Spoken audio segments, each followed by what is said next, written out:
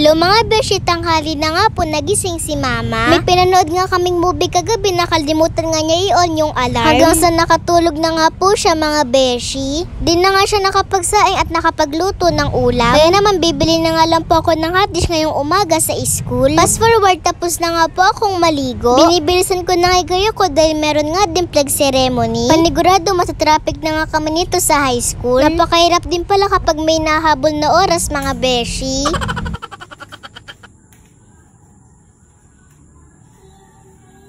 Faster. Bilis, bilis, bilis. Oh, dali, dali.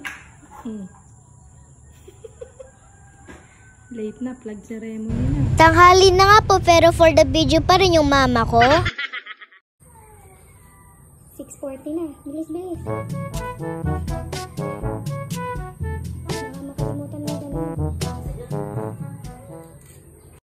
Maglalambing lang po ako sa inyo mga beshi. Papalo po itong page ko na Beshi Motea 3.0. Sana po supportahan nyo po ako dito sa pangatlong page ko. Sa mga di nga po nakakalam, yung unang page ko nga po na-hack. Tapos yung pangalawa ko naman na page na Beshi Motea 2.0 na suspended. Nakakapanghinaya nga lang po dahil 372k followers na nga po ako doon. Na-open pa nga din po yung page ko pero nababawasan na nga po yung followers. 10,000 na nga po yung nabawas sa loob ng 3 months mga beshi. O siya, balik na nga po tayo dito sa video mga beshi. Baka kasi magkaiyakan pa. Nung isang araw ko pa nga po gusto ng chowpan, kaya naman nagpabili nga po si mama kay Mama Abby. Pagkatapos nga namin kumain at magpahinga, hinatid na nga po kami ni mama sa pagtatrainingan namin. Malapit na nga laban namin kaya medyo kinakabahan ng beshi nyo.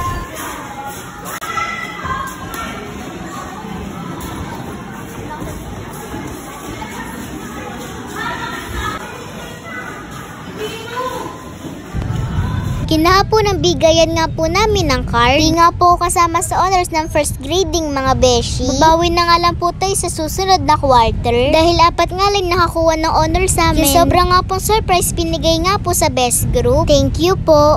Pagkalabas nga ni mama ng ospital, inayos na nga po niya to pandecor sa Christmas tree. Di pa nga namin mabuhay Christmas tree dahil kulang pa nga na mga Christmas balls. Kahapon nga mga beshi, may pinuntahan nga po kaming birthday.